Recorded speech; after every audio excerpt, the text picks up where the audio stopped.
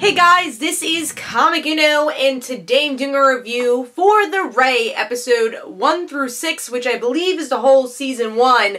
And CW did something very smart. They actually released all 6 episodes at the same time, so you can watch them back to back. One of my negatives for Vixen, and I did review season 1 and season 2 of Vixen, was that they released it episode by episode, and you really only got an inch of what the story was about, because they're all like 5 minutes long, and really if you take out the credits, they're about 4 minutes long each episode. So it was nice to kind of get the full scope of the story with them releasing all of season 1 at once, especially for me reviewing it, because I'm sure you guys could have just binged it in the end either way, but reviewing it, it's nice that I could get the full scope. Now, going into these episodes, it opens up with them in Earth X, where 2 episodes is really just them fighting the Earth X counterparts of our Trinity.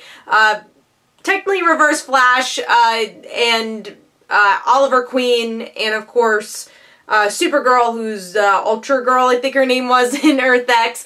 So we get to see them fighting, and then finally in episode 3 we get the flashback of who Ray is as a character, how he got his abilities, which was kind of weird that he got it from himself, actually.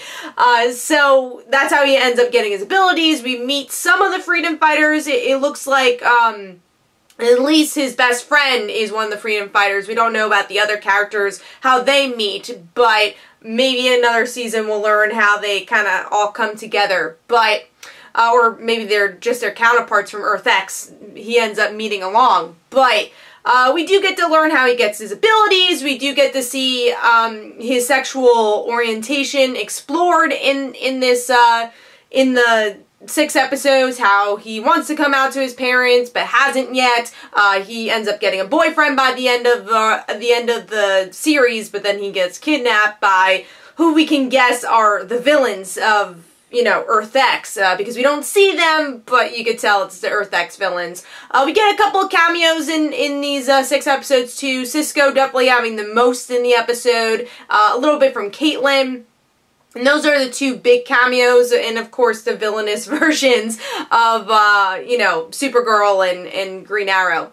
Now, I'm going to talk about the positives first with this, and I will say I really enjoyed the origins of Ray. I think by episode 3 and onwards, learning about him as a person before a superhero really helped me get into the story, and even by the end I'm like, oh my god, what's happening? Why is he being kidnapped? I'm really caring for the character, and I did really like his storyline about his parents and, again, trying to come out, but at the same time I feel like it didn't end, and that was one of my problems with this show, is that I didn't know if this was the end of season 1 or not. From Wikipedia it says there's only 6 episodes, and it makes sense they released the whole season, but it doesn't feel finished. There's a lot of arcs that just kind of are there, and we don't really know how it connects to the Earth X crossover. I mean, you could guess it's beforehand, but the timeline's kind of confusing the way they tell it. So I kind of wish that the season felt finished, and none of the arcs really do. There's a lot of lingering questions throughout the season, and obviously we don't know if we're gonna get a season 2 and how many episodes there are. So that's one negative of this. Is yes, it's nice to learn more about this character, but I just feel like they could have done better with the scope of the whole season.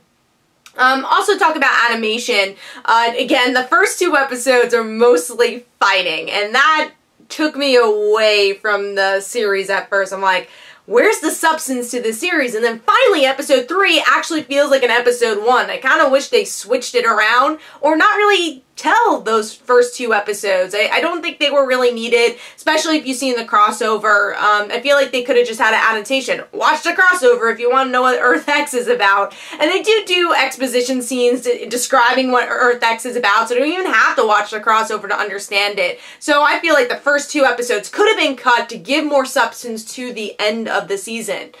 So that was definitely a big thing. And going back to animation, it's kind of cheap, the animation, because it is a web series series, but for sake of a web series, I guess it's solid. There are good action sequences, like Ultra Girl, or, you know, the Supergirl Earth X counterpart using her ice breath and actually turning into ice, and the way it did it, it was like, felt like an ice beam, so I like that.